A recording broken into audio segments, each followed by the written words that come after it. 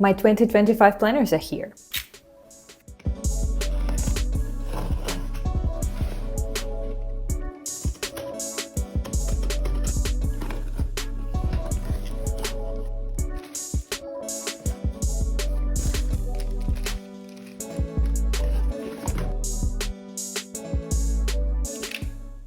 By now you can see that for 2025 I have decided to go with sterling ink. But I first want to let you know what has influenced my decision, why I have decided to switch from Hobonichi to these planners. Well, first of all, I have shared in this video, somewhere on the top, why I think that Hobonichi may not be the best option for me. And second of all, I have read all of your comments, guys. I'm so grateful for all of the experiences that you shared. And you've been talking about your planning system, what has been working for you and what has been not. And this has inspired me so much. So thank you. And let's just go and unopen those boxes. Well, first of all, I have some part over here. Oops, didn't open it that nice. What we have, I don't know what it is. Those are stickers, and that is, I have no idea what it is. Looks nice, looks cool, but let's move on to the planners. So for 2025, I have two options, and we're gonna see what's inside. So first of all, I have bought the B6 planner, and it looks like this. Ta-da! It's black, and well, it's black and white. It is super simple, minimalistic, just what I want and what I need. So let's see what's inside of this planner. And first of all, the cover looks really nice, and the size, you guys, the size is perfect. Let's take a look compared to my Hobonichi. Look, this is B6, Hobonichi is A5, and I mentioned before that I have a big problem when it comes to taking my Hobonichi with me on the trips and pretty much anywhere I go, which I really want to because I enjoy writing in a bigger size notebook that I use as a journal, and I want to carry it around with me. But A5 is just not the optimal size, so B6 looks really already super nice. So inside we have first some blank pages that I'm gonna be using for my yearly goals probably, and then we have a layout for, goals breakdown. So we actually have a grid where I can just put some of the goals for quarters and months and weeks and for the year. This looks nice. This looks like something that I need to give a thought to because I'm not sure how to organize. Usually I begin with setting a goal for a year, and then, well, I break it down into monthly as soon as I reach a specific month. But, well, I'm gonna give that a thought. And then we're moving on to some, again, blank grids. Okay, this can be used for habit tracker for each month, which I also enjoyed in my Hobonichi. And then we're moving on to monthly spreads. Oh, I love that it is undated. I love it so much. It looks so beautiful, and I just can't wait to start. You know that feeling when you haven't yet finished your previous planner, but you already want to begin the next one?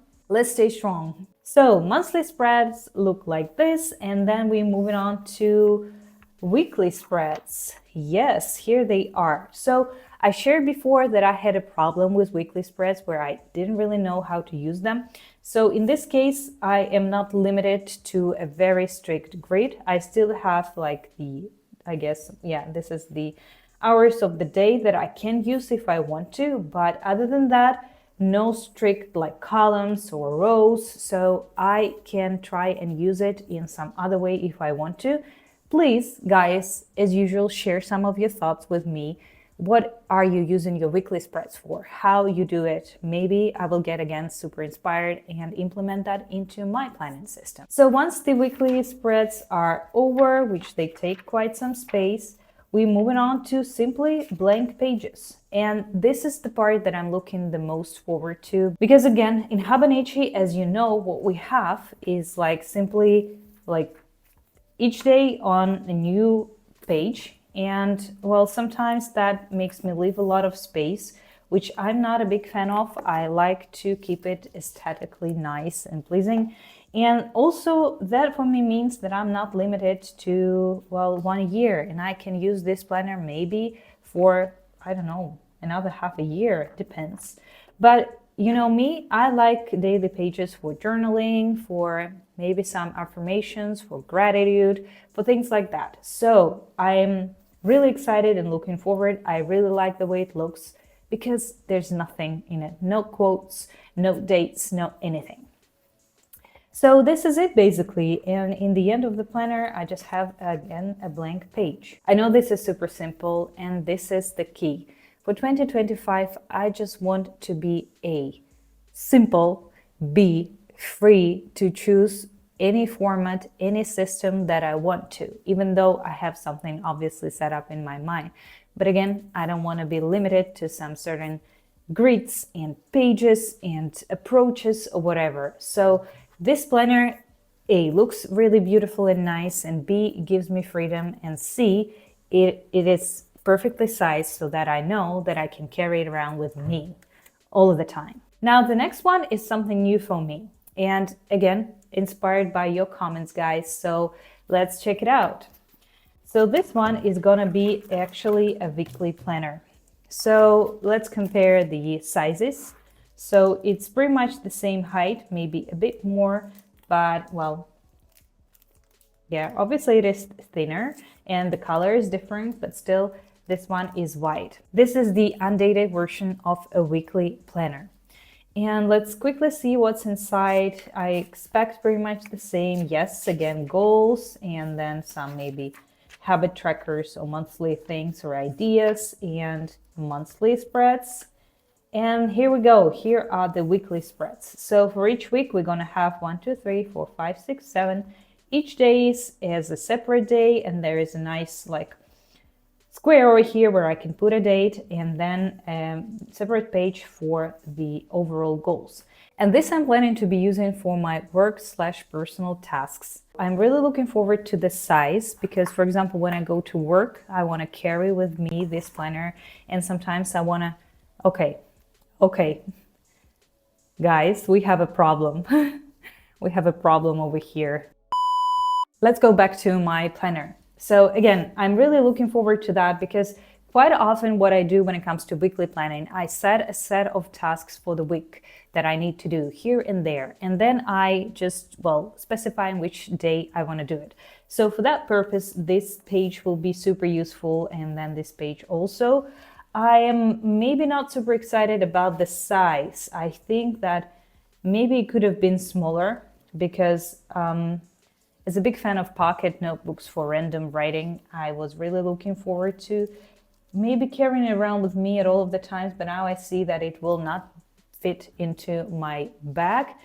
But well, I think we're gonna survive. This one is for testing. Lots of you guys mentioned that you use weekly planners, maybe from Hobonichi or someone else, whether dated or undated. So I feel like I wanna navigate this and I wanna see whether or not there are any benefits for me. But overall, yeah, we have lots of weeks like this, and then we have just blank pages. And this is the reason why I wanted maybe to combine my pocket notebook and my weekly planner, because I've been using pocket notebook for just brain dumping everything, creating to-do lists I shared with you before, and it could be nice to combine it with actual tasks and ideas. But well, we'll see. So guys, this is it. This is my 2025 setup. I maybe could have survived with just one, but you know me. I like a good, amount of space for journaling and just reflecting. And I also am a big fan of organizing my life and creating to-do lists and tasks and putting it all like on paper. So we're gonna live with this in the next year. We're gonna see how it goes. I'm still looking forward to finishing my year with Hobonichi, even though the undated version just, it begs me to start using it right now. But I'm going to be strong and I'm going to finish with my Hobonichi. So this is it. But before we end, there is one thing I really need your help with, and this is stationery. So because it is the undated version, obviously it means that I'm going to have to write down all of the dates and all of the things like that. And I've seen some people using some stampers or I don't know, additional stickers and things like that. I'm not sure. I haven't yet bought any stationery. I still have my black pen and I'm going to be using it because I have endless amount of extra ink.